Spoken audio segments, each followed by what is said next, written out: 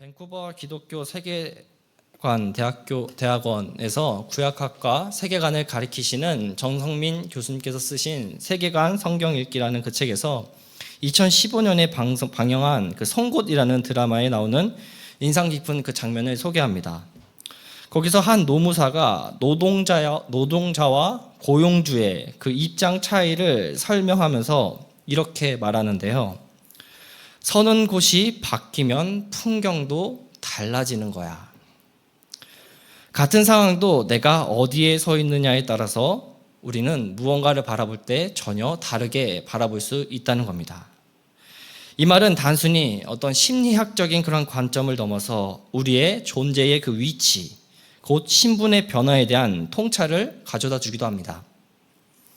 학교에서 학생으로 있을 때와 선생님으로 있을 때 동일한 교실에서 수업이 있지만 그 풍경은 전혀 다르게 느껴질 겁니다. 이것은 신앙에도 동일하게 적용이 됩니다. 우리가 세상의 종으로 살아갈 때와 하나님의 자녀로 이 세상 가운데 나아갈 때에 세상은 완전하게 다르게 보게 됩니다.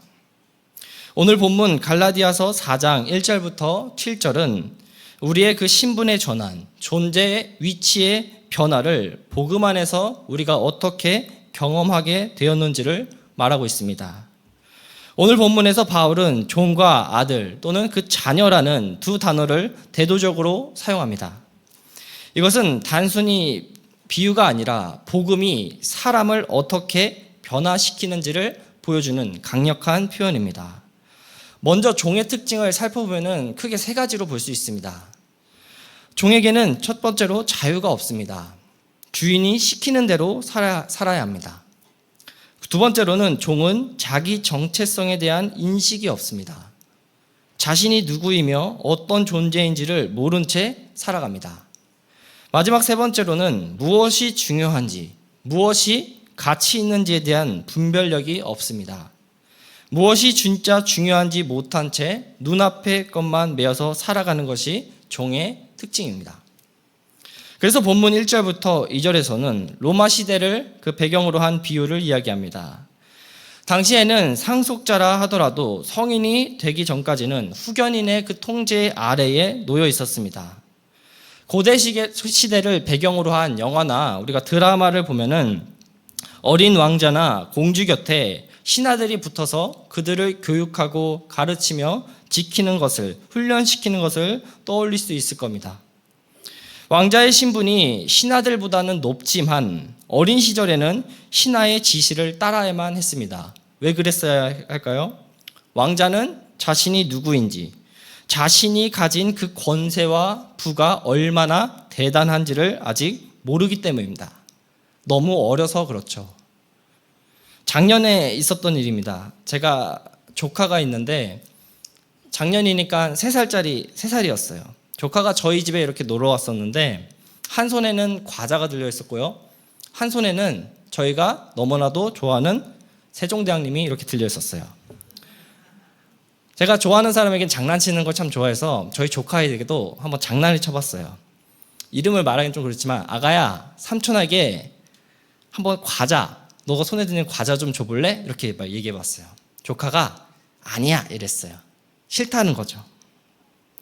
그래서 이번엔 제가 그러면 과자 말고 돈을 삼촌한테 줘볼래? 이랬어요. 어떻게 했을까요? 돈은 주더라고요.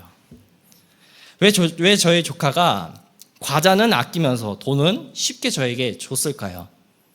저희 조카는 돈에 대한 가치를 몰랐기 때문입니다. 조카가 제게 주었던 10,000원이면 과자는 몇 개를 더 살 수 있는 그러한 가치가 있었지만 어린 조카에게는 눈앞의 과자가 더 중요했습니다. 이처럼 어린아이들은 가치 판단의 그 능력이 없습니다. 무엇이 더 가치 있고 무엇이 더 중요한지에 대한 분별력이 없는 것은 종과 어린아이들의 공통점이기도 합니다. 어린아이가 가치 판단을 못하는 것처럼 우리 또한 과거에 죄와 세상의 그 가치를 판단하지 못하고 살아간 것이 저와 여러분들의 과거의 모습이었습니다. 그래서 3절에서는 다음과 같이 이야기하고 있습니다. 갈라디아서 4장 3절 말씀입니다. 이와 같이 우리도 어렸을 때에 이 세상의 초등학문 아래에 있어서 종 노릇 하였더니 여기서 어렸을 때에라는 그 말씀이 있습니다. 이것은 단순히 나이가 어렸다는 것을 의미하지 않습니다. 마치 어린 왕자가 왕족의 그런 권세를 모르고 살았던 것처럼, 제 조카가 돈의 가치를 모르고 살았던 것처럼, 우리도 영적으로 미숙하여 이 세상 아래에 있는 것처럼, 종처럼 무엇이 정말로 중요한지를, 무엇이 정말로 우리에게 필요한지를 어린아이와 같이 모르고 살아갔다는 겁니다. 그러면서 세상의 초등학문에 있으면서 종노릇하였다라고 저희들에게 이야기하고 있습니다.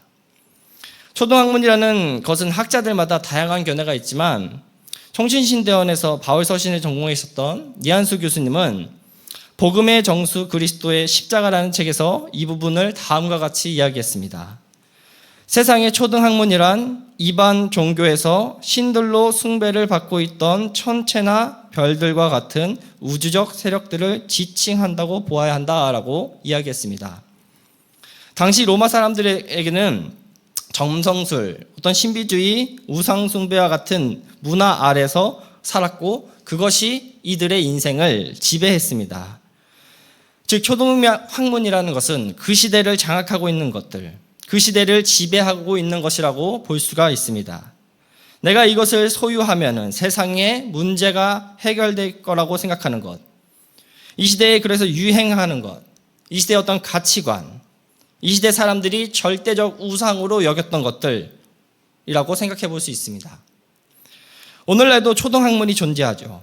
그것이 돈이 될 수도 있고요, 성공이 될 수도 있고, 명예와 한참 또 인문학의 열풍이 드니까 인문학이 될 수도 있고요, 철학이 될 수도 있고요, 과학 만능주의, SNS 어떤 인기, 외모 등이 현대인들의 절대적인 가치인 것처럼 오늘날의 초등학문일 수 있습니다.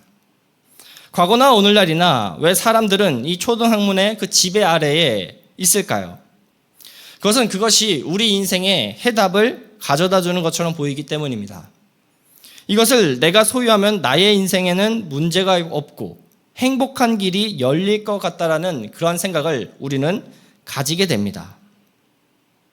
하지만 안타깝게도 이것들을 많이 소유했는데도 불구하고 우리에게는 만족은커녕 더 깊은 공허와 비교의식과 열등감만 남는 것이라는 것은 우리가 현대사회에서 경험하고 있습니다. 우리는 세상의 그 초등학문을 바라보며 그 아래에서 종처럼 살았습니다. 그 아래에서 우리는 내가 누군지도 몰랐고, 무엇이 참으로 중요한지도, 우리에게 무엇이 정말로 필요한지도 몰랐습니다.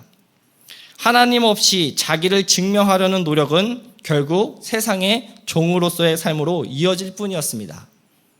이런 절망적인 우리에게 하나님께서 찾아오신 겁니다. 복음을 주시며 우리에게 인생의 전환점을 가져다 주었습니다. 우리 한번 이것을 본문 4절 말씀인데요, 세 번역으로 한번 같이 읽도록 하겠습니다. 다 같이 시작.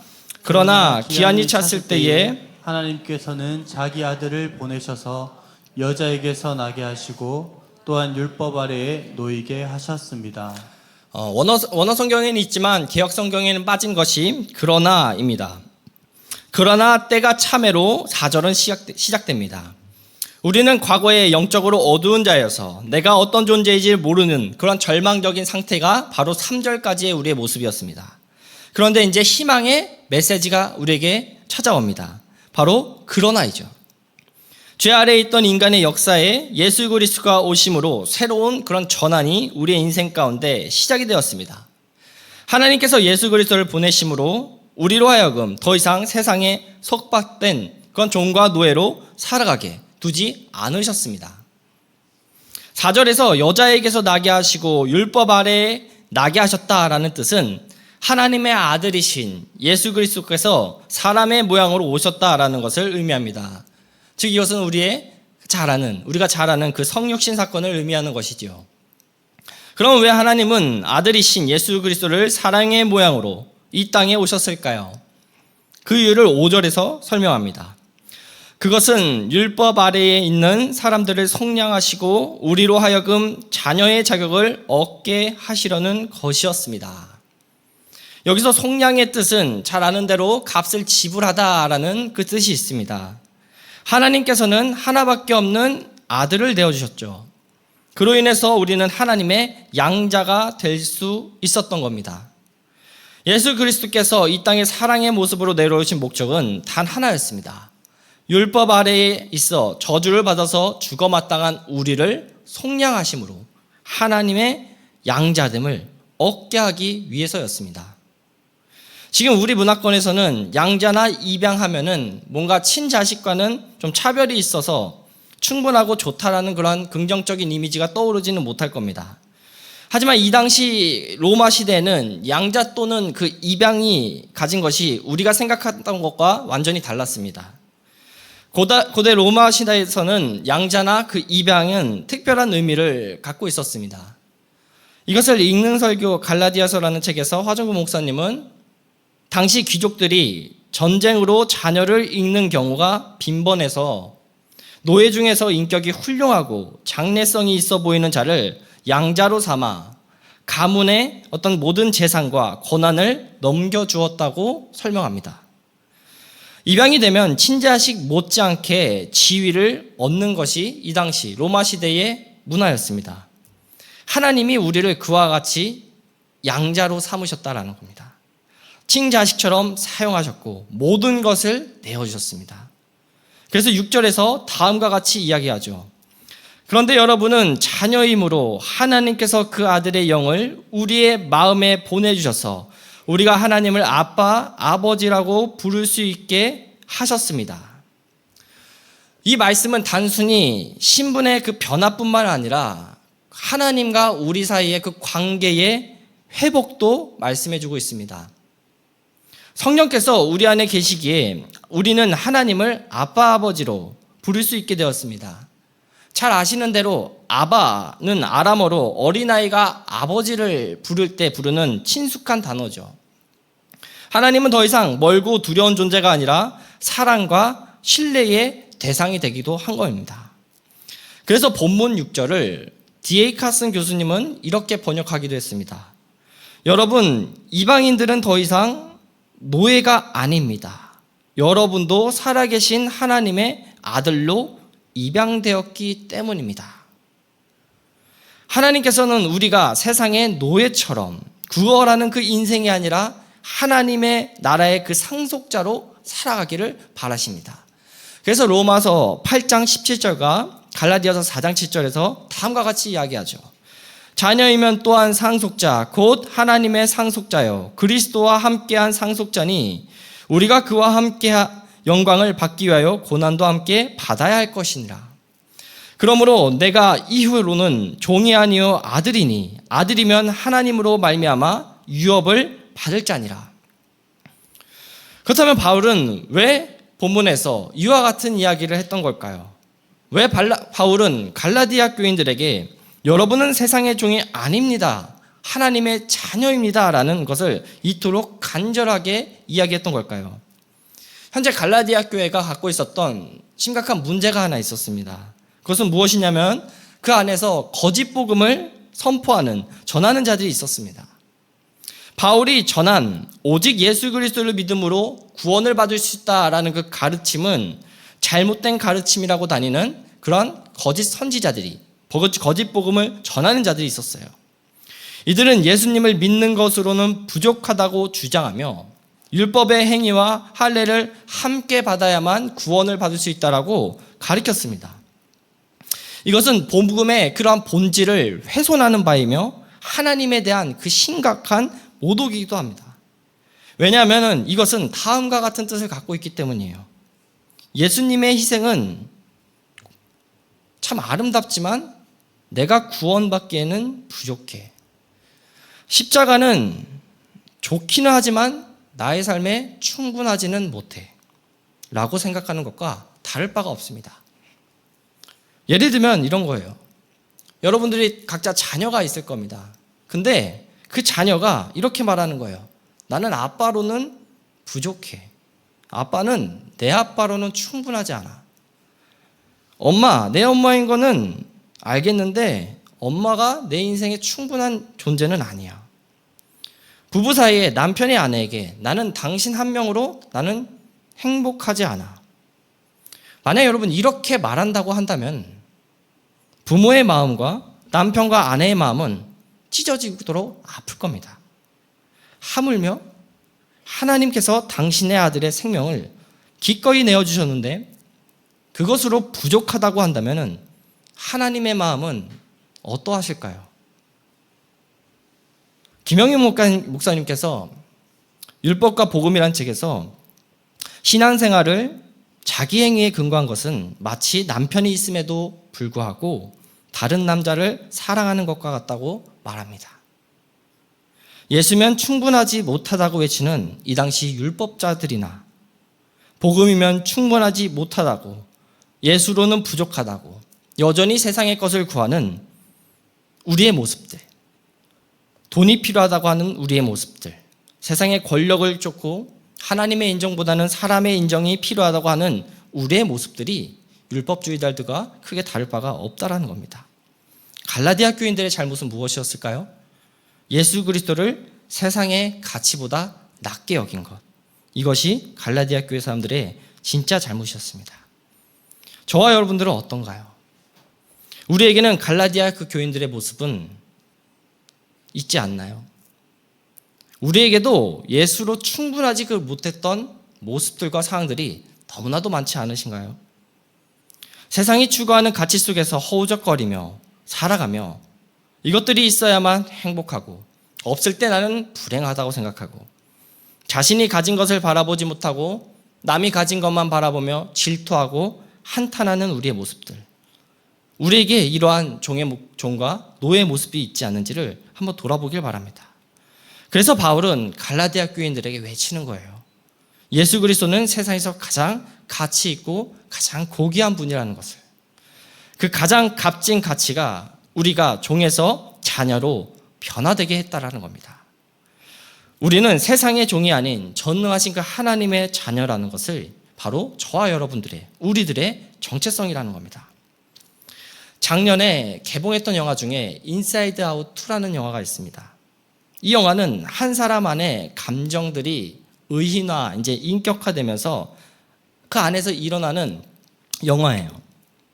라일라라는 그 소녀 안에 다 8개의 그 감정들이 있어요. 기쁨이가 있고, 슬픔이라는 감정이 있고, 버럭이라는 그 캐릭터도 있고, 까칠이, 당황이, 그렇게 8개의 그런 감정 캐릭터가 사람 안에서 이제 영화로 나오는 거예요.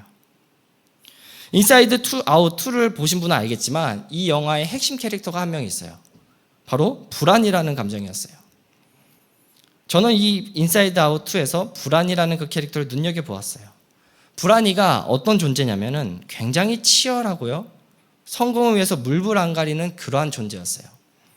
그래서 불안이는 주인공 라일라가 잘 되기 위해서 부단히 열심히 노력과 계획들을 세웁니다. 잠도 안 자면서 엄청나게 열심히 행해요. 이유는 딱 하나였어요. 라일라가 잘 되기 위해서, 성공하게 하고 싶어서. 그래서 불안이가 하는 모든 행동은 그 자 주인인 라일라를 위한 행동이었어요. 그런데 불안이의 주도 아래 생기게 된 라일라의 정체성이 한 가지가 있었어요.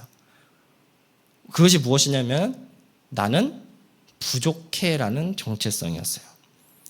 그렇게 노력하고 그렇게 인정받으려고 하고 그렇게 성공하려고 발버둥 쳤는데 얻어지는 결과는 결국 나는 부족해라는 것이었어요. 이것은 무엇을 말해주는 걸까요? 세상의 성공을 위해서 아둥바둥 살아가지만 나는 부족해, 나는 더 가져야 돼, 나는 인정받아야 해, 나는 남보다 뒤처졌어, 이런 마음으로 우리는 끊임없이 비교와 불안, 열등감, 질투와 자기 비하 속에서 살아가게 된다는 거예요. 세상의 모든 가치, 내 노력, 내 자격, 내 인정, 내 소유, 내 가치를 증명하려고 세상은 살아가지만 결론은 여전히 나는 부족해라는 허무와 공허만이 있을 뿐이라는 겁니다. 그러나 복음은 다릅니다. 그래서 요한복음 1장 12절에서는 우리에게 다음과 같이 선포합니다. 영접하는 자, 곧 그 이름을 믿는 자에게는 하나님의 자녀가 되는 권세를 주셨으니, 하나님은 우리에게 이것을 선포하고 계시고 우리가 이 말씀을 붙들며 살아가길 바라는 겁니다. 말씀을 읽겠습니다. 사랑하는 성도 여러분, 우리는 종이 아닌 하나님의 자녀입니다. 더 이상 이 세상 속에서 돈의 종으로, 인정의 종으로, 비교의 종으로 우리는 살아갈 필요가 없습니다. 왜냐하면 온 우주 되시는 하나님 아버지께서 우리를 이미 자녀로 인정해 주셨기 때문입니다. 남의 시선에 휘둘릴 필요도 없습니다. 실패해도 낙심해도 계속해서 우리는 담대하게 나아갈 수 있습니다. 돈이나 권력이나 사람의 인정이 우리의 가치를 결정하지 않습니다. 우리는 이미 하나님께 완전한 인정을 받은 하나님의 자녀입니다. 그래서 우리는 당당하게 이야기할 수 있습니다. 예수면 충분합니다.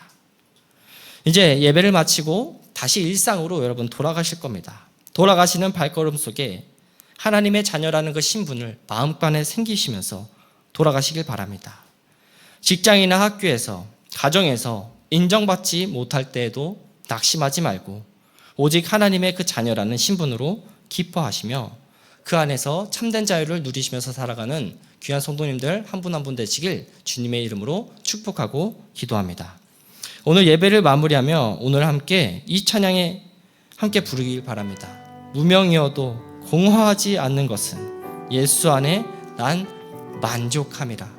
우리 함께 마음을 다하여 이 찬양 함께 부르며 나아가겠습니다.